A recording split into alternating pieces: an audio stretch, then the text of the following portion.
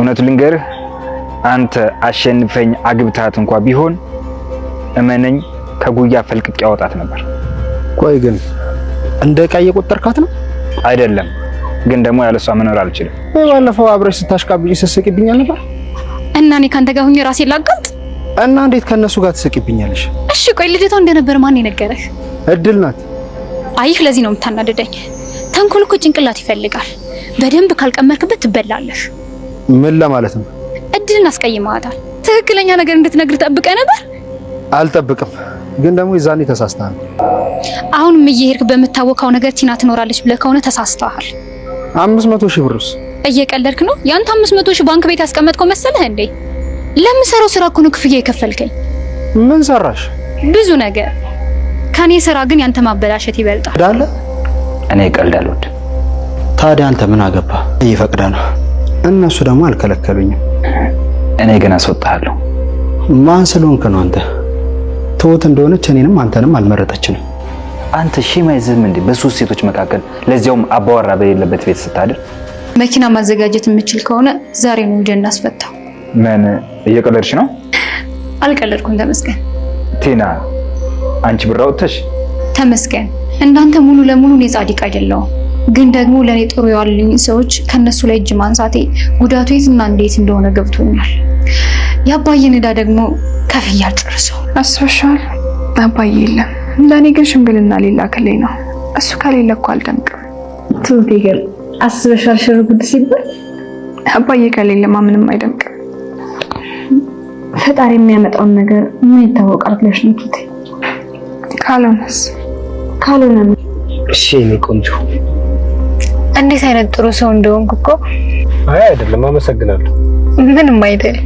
ስለዚህ በፊት ማውርድሽ ቦታ አላደር። አባዬ ከብዙ ጊዜ በኋላ ወደ ቤቱ ተመልሷል ማለት ነው። የአባዬ ሚስትም ሲያስጨንቃትና በጣም ሲያስቸግራት የነበረው ነገር ሳታስበው ሰርፕራይዝ አድርጓቸዋል ማለት ነው። ይሄንን ሁሉ ያደረገችው እንግዲህ ቲና ነች። እውነትም ቲና ተለውጣለች ማለት ነው። ምክንያቱም አባዬ ላይ ከዚህ በፊት ያደረገችውን ነገር በሙሉ ካሳ እንዲሆናት አሁን ላይ ማንም ያልጠበቀውን ነገር አድርጋለች ማለት ነው። እነ ናቲም ሆኑ እነ ተመስገን ማድረግ ያቃታቸውን ነገር እሷ በቀላሉ አድርጋዋለች።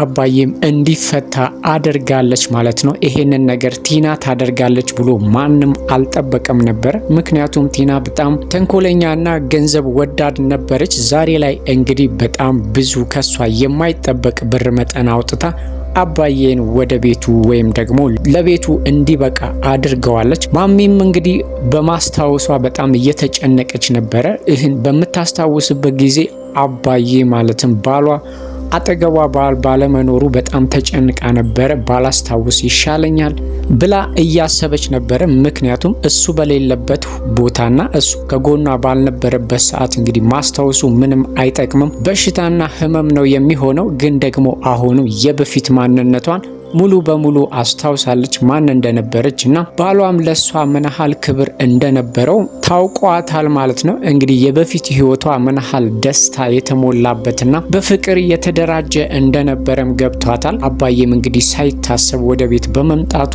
አሁን ላይ ሁሉም ተደስቷል ማለት ነው። ከናቲ በስተቀረ ናቲ እንግዲህ በጣም ብዙ ተንኮሎችንና ብዙ ወጥመዶችን ሲጎነጉን ቢከርምም ግን ደግሞ በሁሉም መንገድ ተሸናፊ ሆኗል ማለት ነው።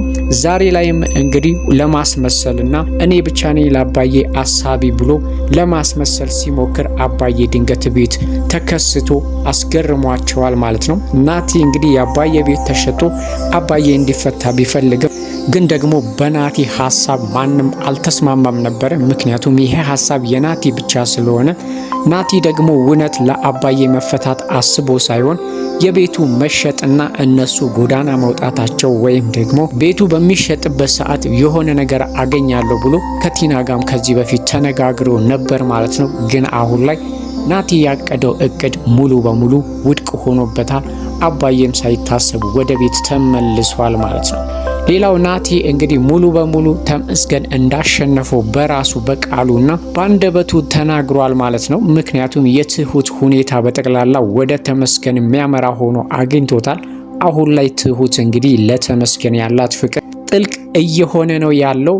የሚሄድበትን የሚገባበትንና የሚወጣበትን ማወቅ ትፈልጋለች። እሱ ግን አሁንም ለሷ ባለመናገሩ ቅናት እየያዛት ነው ያለው ማለት ነው። ግን ደግሞ ቶሎ ሽማግሌ ልኮ ተመስገን እንዲያገባት እየተማጸነች ነው ያለችው። ሙሉ በሙሉ ተመስገን እንግዲህ የትሁት ባል ለመሆን ተዘጋጅቷል። እሷም እንግዲህ ባልነቱን ለመቀበል ዝግጁ ነች። ምክንያቱም ቤተሰቦቿ ማንን ሊቀበሉና የማን ሽማግሌ እሺ ሊሉ እንደሚችሉ እርግጠኛ ነች። አንደኛ ነገር ተመስገን የልጇ አባት ነው። ልጃቸው ከአባትና ከእናቷ ጋር ማደግ አለባት የሚለው ምክንያት ብቻ በቂ ነው። ስለዚህ ናቲም አሁን ላይ ሽማግሌ መላኩ ከንቱ ነው የሚሆንበት። በዛ ላይ ደግሞ የሚልከው ሽማግሌ እንኳን የለውም። ገና ለገና ቲናን ሰው ብሎ ሽማግሌ እንድትፈልግለትና ሽማግሌ እንዲልክ እየተማጸናት ነው። ቲና ደግሞ ከዚህ በፊት የከፈላት ብር እንግዲህ ምንም ሳታደርግና ምንም ሳትሰራለት 500,000 ብር በልተዋለች። አሁንም እንግዲህ ብር ከከፈላት ሽማግሌ እንደምታዘጋጅለት እየነገረችው ነው። ስለዚህ ሆነም ቀረ ወደ ላይም አለ ወደ ታች ተመስገን ናቲን እንዳሸነፈው ግልጽ ነው።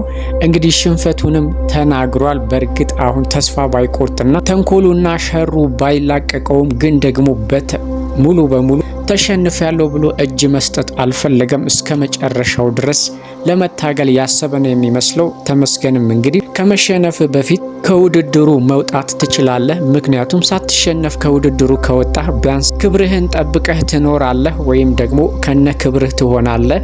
ከኔ ጋር ሌላ ችግር ውስጥ ገብተህ ከተሸነፍክ ግን ውርደት ነው የሚከተልክ ብሎ በራስህ እጅ በራስህ አንደበት መሸነፍህን አምነ ከውድድሩ ራስህን አግል ቢለውም ናቲ ግን ይሄንን ነገር አልተቀበለም። ግን በውስጡ መሸነፉን ያውቃል። ግን ደግሞ በፍጹም ማመን አልፈለገም ማለት ነው። ሁልጊዜም የናቲ ሐሳብ እንግዲህ ግራ የሚያጋባና የሚያደርጋቸው ነገሮች በሙሉ ውጥንቅጣቸው የወጣ ነው ማለት ነው። እንግዲህ ናቲና የአባዬ ሚስት ማሚ ሰላምና ፍቅር ናቸው። እሱ የሚላትን በሙሉ ትሰማለች። ግን ተኝታ በነበረችበት ሰዓት በትራስ አፍኖ ሊገላት አስቦ ነበረ። ግን ደግሞ ውሳኔ ላይ ከመድረሱና እሷን ከማፈኑ በፊት ትሁትና እድል ደርሰውበታል። ግን ደግሞ የሚለው ነገር ስለማያጣና በተንኮል የተሞላ አይምሮ ስላለው አስቀይሷል ማለት ነው። እድል ግን ናቲ ምን ሊያደርግ እንደነበረ አውቃበታለች ማለት ነው። ምንጊዜም ቢሆን እድል የናቲን ተንኮልና ሀሳብ ቀድማ የምትረዳ ነች። ስለዚህ እናቷን አፍኖ ሊገላት እንደነበረ እርግጠኛ ነበረች። ትሁትም እንግዲህ የተናገረው ነገርን ባታምነው ግን ደግሞ ሊያረግ የነበረው ነገር ገብቷታል። ትሁት ሙሉ በሙሉ እንግዲህ ለናቲ ጥላቻ የላትም። ምክንያቱም ምንም ቢሆን በፍቅር አብረው አሳልፈዋል ብዙ ጊዜያትንና ብዙ ነገሮችን አልመው ነበረ። የዛሬን አያድርገውና ናቲ መልካምና ጥሩ ሀሳቢ በነበረበት ሰዓት ብዙ ነገር ውሎላታል። ከክፉ ነገርም ከብቸኝነትም ጠብቋታል ማለት ነው። የሚሰራውን ስህተት ታውቃለች። ግን ደግሞ እንደዚህ ገፍታ እንደ ሌሎቹ ልትወቅሰውና ልትቆጣው አትፈቅድም ማለት ነው። ይሄም ነገሩ ነው እንግዲህ ናቲን ሊያባልገውና ዛሬ ላይ ትልቅ ስህተቶችን ሊሰራ እያስገደደው ያለው ማለት ነው። እድል ግን መቼም ቢሆን ለናቲ ያላት አስተሳሰብና አመለካከት የሚቀየር አይመስልም ማለት ነው። ትሁት አሁን ላይ እንግዲህ ተመስገን በትክክል ሽማግሌ ሊልክ እንደሆነ እርግጠኛ ነች። ግን ደግሞ አባዬ በሌለበት ነበረ ይሄ ነገር ሊካሄድ የነበረው።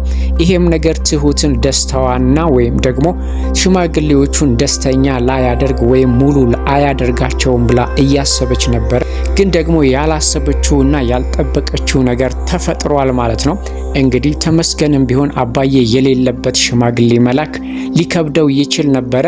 ዛሬ ላይ እንግዲህ በቲና አማካኝነት አባዬን ለቤቱ ስላበቁት አሁን ላይ ተመስገን ጊዜም ሳያጠፋ ለትሁት ሽማግሌ ልኮ እንደሚያገባትና የራሱ እንደሚያደርጋት ግልጽ ነው ማለት ነው። ናቲም በበኩሉ ደፋ ቀና ይበል እንጂ ግን ደግሞ ጫውታውን ሙሉ በሙሉ እንደተሸነፈ እርግጠኛ ነው።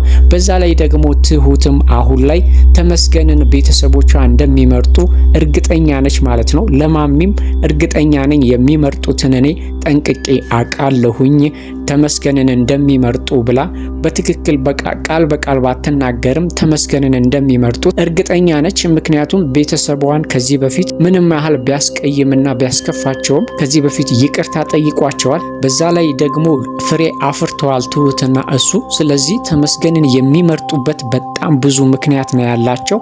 ትሁትም እርግጠኛ ነች ተመስገንን እንደሚመርጡ። ምክንያቱም ናቲን የዛን ያህል አያውቁትም፣ የትም አይተውትም አያውቁም። ስለዚህ ተመስገንን እንደሚመርጡ እርግጠኛ ስለሆነች አሁን ላይ እንግዲህ አባዬ የለም ብላ ነበር እያሰበች ያለችው። አባዬ ደግሞ ባልተጠበቀበት ሰዓት ተከስቷል ማለት ነው። ስለዚህ አሁን ተመስገን የሚቀረው ነገር ትሁትን የራሱ ማድረግ ብቻ ነው ማለት ነው።